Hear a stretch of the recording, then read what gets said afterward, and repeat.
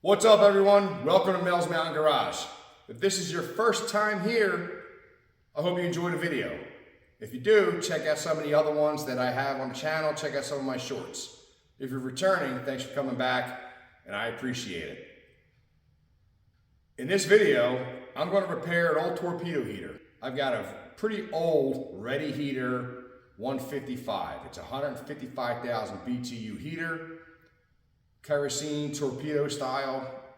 I did dig it out of storage, got it running, but it doesn't run great. So I'm going to repair it. Well, at least I hope. Let's find out. So here's the heater. As we can see, it's a Reddy Heater Pro155. I'll correct my earlier stuff, but it is a 155. 155,000 BTU heater. Kerosene, I think it holds 12 or 13 gallons of fuel. I'm going to set the camera up on the tripod here and I'm going to show you what the issue is.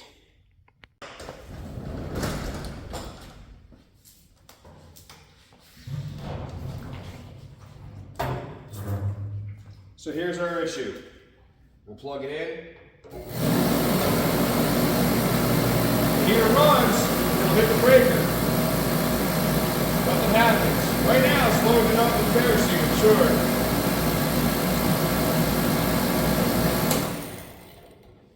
Right? Our breaker pops. We'll reset it, let it run again.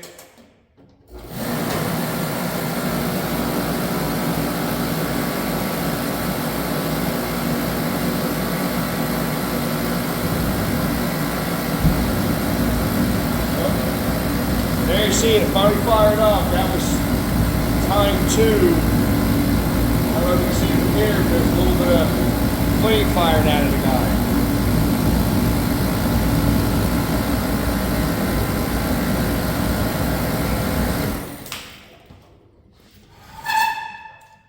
I don't want it to get too hot because I got to work on it.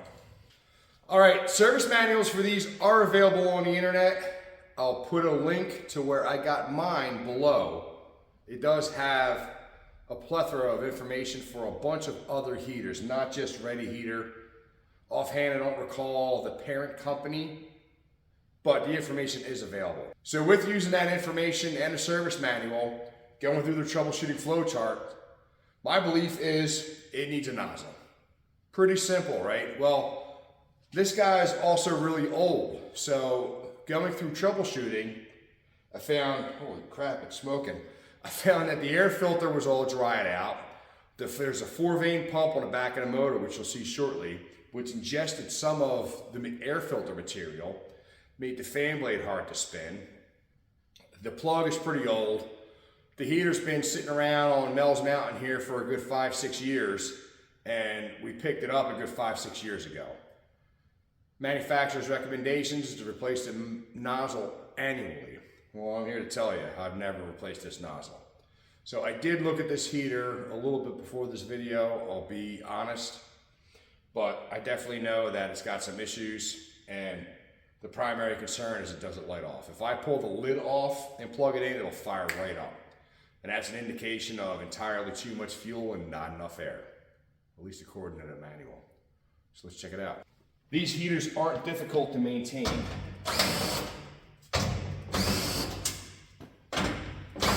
They take basic hand tools. I am obviously using some power tools.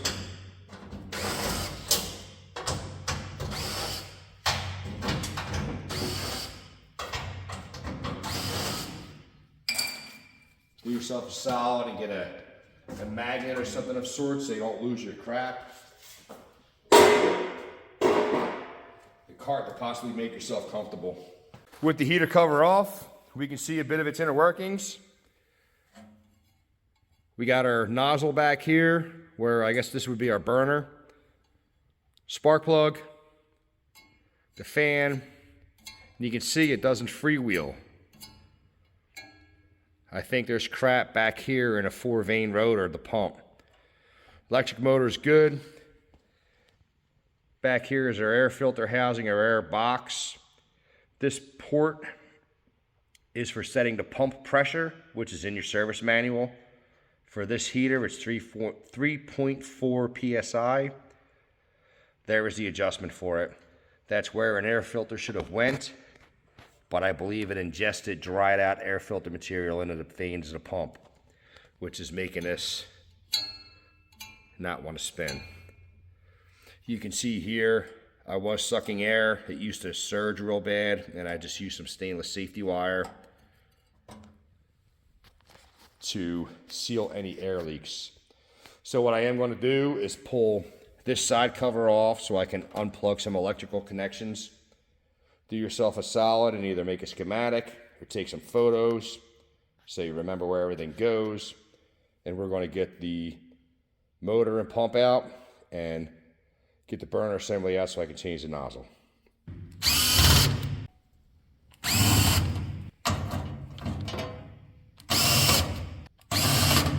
All right, with the side cover off, you can see there is a bunch of wires here. Just don't take off more than you have to. Take photos, mark the plugs, mark the female spade connectors, you know, something so you can remember what you did. You see there's a bunch of wires, bunch of red wires, the same color, no stripes, no marking. Same thing with the white. We are only going to remove 3 wires if I recall. One of them is a ground. One of them is one of these reds. I got a gold dot there already. And one of them is one of these whites. There's a gold line there already. This will allow me to pull the electric motor out. All right, disconnect the spark plug. Pull the coil wire out some to give us a little bit of wiggle room in the coil. Now get that out of the way. This red wire, you see, goes through the hole. I have this red wire here, this white wire. There it goes. Nope, not that one. This guy here. Yep. We gotta do the green wire. We'll get the coil off.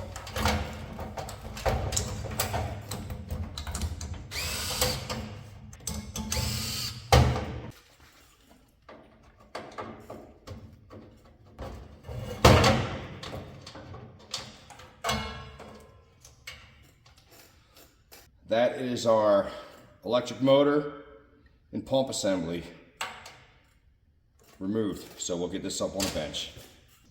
With a clean workspace, go on ahead and take it apart.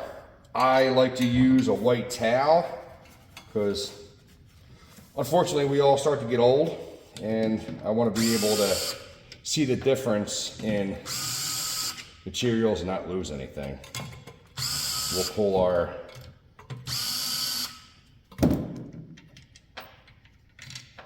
back housing off. I did use some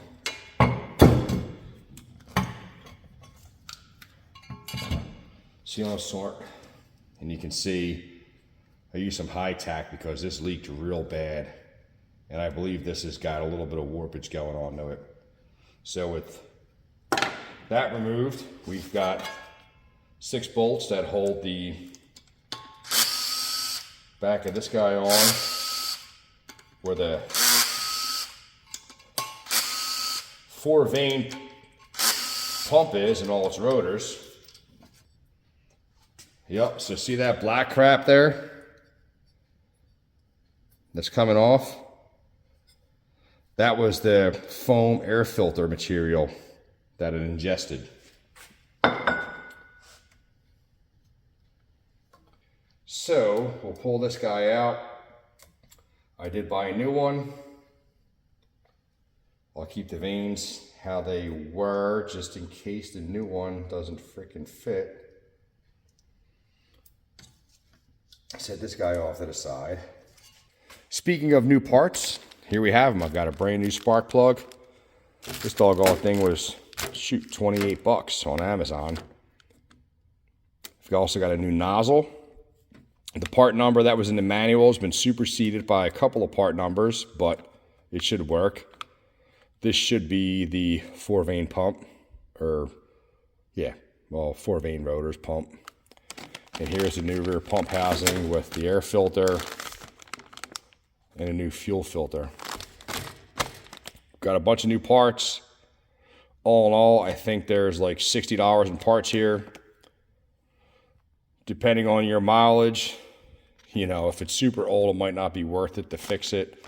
But these 155,000 BTU heaters are not terribly cheap, so it's cheaper just to fix something that's not all rotted out and get it working good.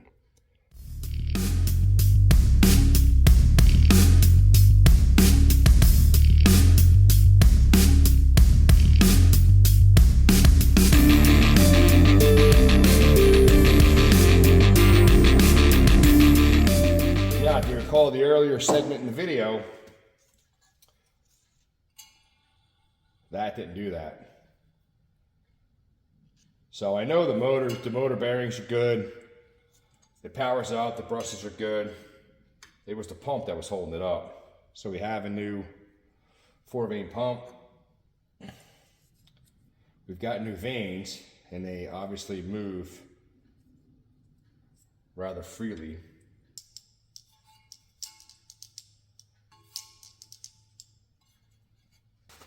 Well, I know I've had some comments with more cameras. Unfortunately, I'm still not squared away with that yet, so hopefully you can see what I got going on here. Remember the orientation that you took this off. I know that the hose was to the top side of the motor. So we are going to slap these guys back in there.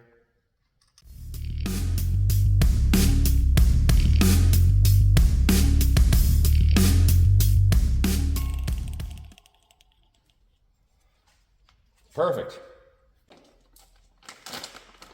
More new parts.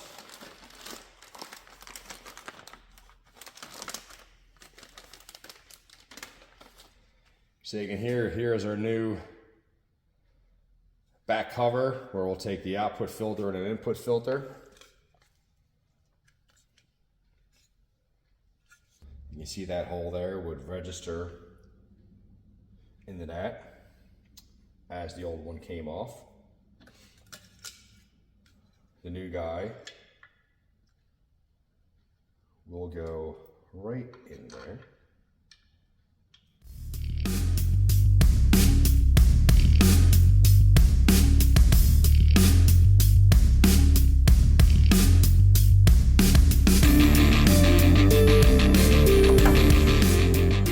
Filter.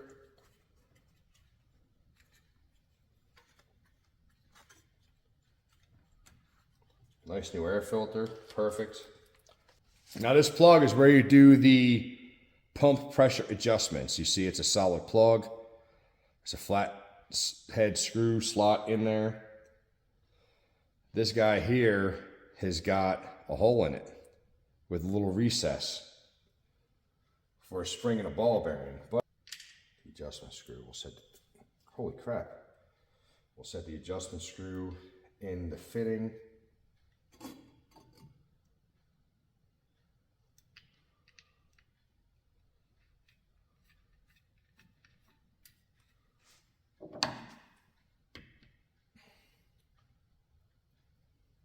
All right, so that is the replacement of the pump vanes, the pump, filter housing, pre-filter, the input filter, intake filter, and output filter. Our pressure adjustment screw with check ball and new spring. And I have a gauge that we're going to thread in here to set the heater up. So, with this bit being done, I'm going to quick swap the fuel filter out. And we'll take the burner assembly out so we can do the spark plug and the nozzle. Getting this assembly is out pretty easy. Pull your eye. Make sure your flame eye or flame sensor or whatever you choose to call it is clean. I had safety wire on these. Typically these heaters have no clamps here. So these are just going to pull off. Once they are pulled off, you can pull the whole assembly as a unit. Clean out of the heater. And I'm going to pull it out. We'll take it back to the bench so we can replace the nozzle and put a new plug in it. I can't get a much better camera angle of this, but this particular unit only has 3 fasteners holding the burner assembly in, if that's what you choose to call it. I mean, I'm thinking of like an oil burner heater, but I am going to remove the spark plug first, so I have the leverage of this whole burner to loosen the plug. You can see these are special spark plugs. And they've got really long electrodes. Now, when I pulled this out of storage for the year, I did throw it in my blast cabinet and clean all the carbon off of it, though I have a replacement. So we'll put the new plug in there so everything is new and I can start fresh. This guy pops out. Unfortunately, these screw holes are a little hogged out. Get this out of the way. And here you can see our nozzle. You can see there's still fuel and everything dripping on there. We'll get the proper size socket for this, remove the nozzle, put a new nozzle in it.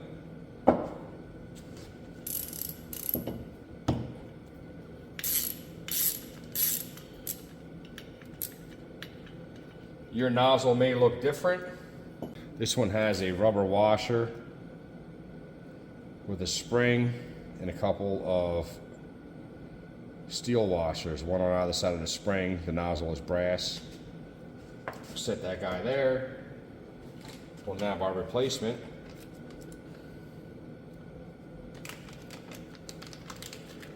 Put the old one in there so I don't lose it. Here's our new replacement washer, or nozzle rather. Give it a little bit of spit.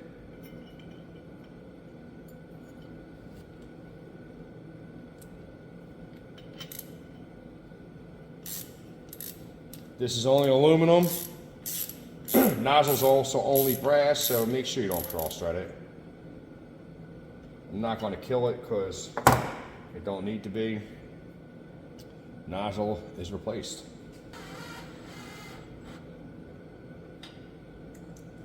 Again, don't kill it. Finally,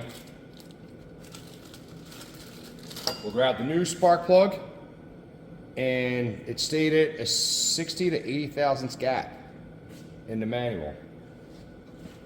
That'll be good.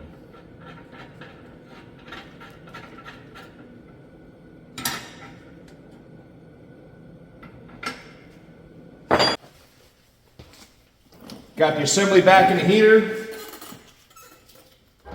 As I stated, these hoses typically don't have clamps on them.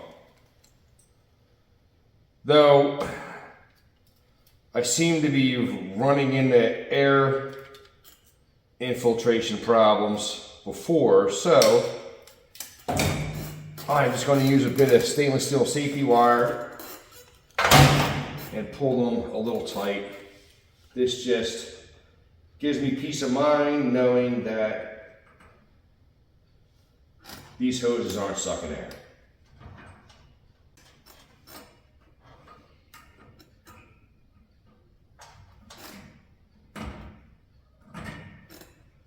I just want these to be tight, not suck any air.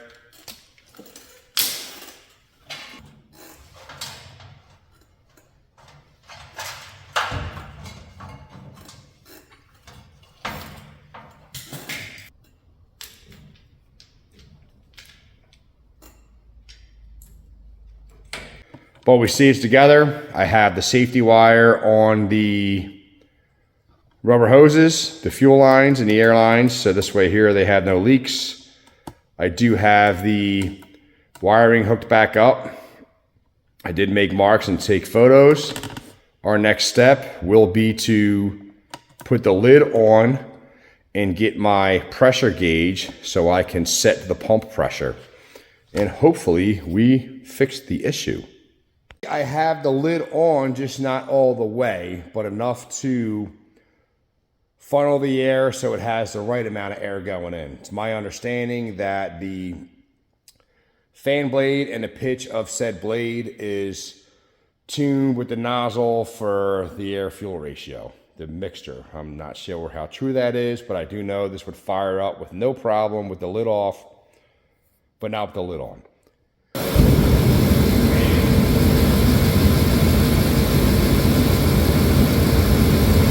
It's showing me just under 3.5. It says 3.4 for the manual. I'm going to have to purchase a gauge that's 0 to 5 or 0 to 10, something very fine. I think we can double check it.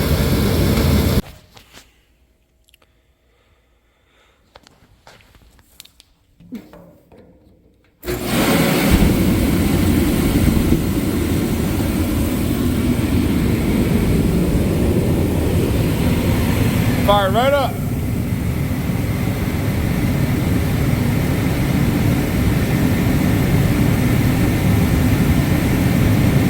Manual and the interwebs say that cone should glow red.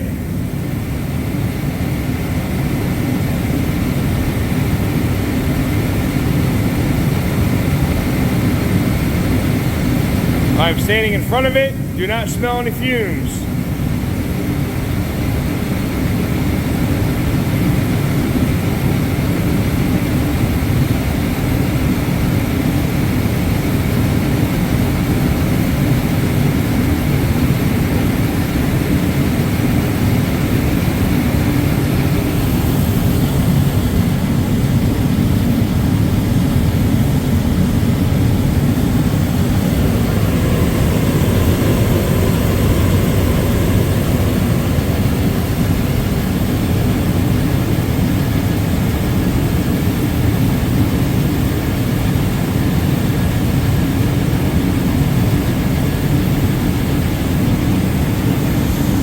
We got a winner. Well, that's it for this video. We got the heater squared away. It's going to get me through the winter. It'll work out great. I may have said earlier, if I didn't edit it all out, that the pump pressure was supposed to be 3.4 psi for this heater. I was wrong. I was thinking of another heater that I was working on. This one here is 5 psi as per the label, which I'll put right here. So you want to make sure the pump pressure is correct, so you are getting the correct amount of fuel sprayed in the airstream. It's pretty important. Just make sure you get it right. Make sure you have good documentation, or if you have a label on your heater like I do, pull it off of that. I do have 3 different manuals that all state 3 different things. But fortunately, I was able to clean the heater well enough and get the overspray off of it to see the numbers. If you like the content, please hit the like, the subscribe, and the notifications. Check out some of my other videos. And I'll see you next time.